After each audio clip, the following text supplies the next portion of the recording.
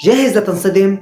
ليديا فريدشايد مواطنة أمريكية وعندها ولدين وحامل بالثالث، اتطلقت من جوزها ورفعت عليه قضية نفقة، ولحتى تتم هاي القضية لازم يعملوا فحص DNA مشان يتأكدوا إنه الزوج أبوهن.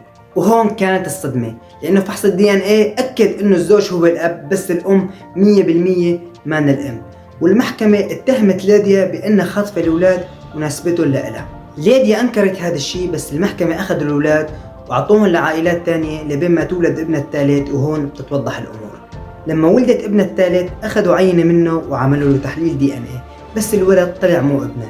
درسوا الأطباء حالتها واكتشفوا إنه ليديا لما كانت جنين ببطن أمها كان في عندها توم، بس التوم بظروف معينة اندمجوا وصاروا جنين واحد. يعني ليديا عندها حمض نووي لشخصين. مرض ليديا ساعدها انها تثبت امومتها للاطفال. يعني برأيكم لو ما العلم قدر يكتشف هذا الشيء شو كان صار فيها؟ اكتبوا لنا بالتعليقات.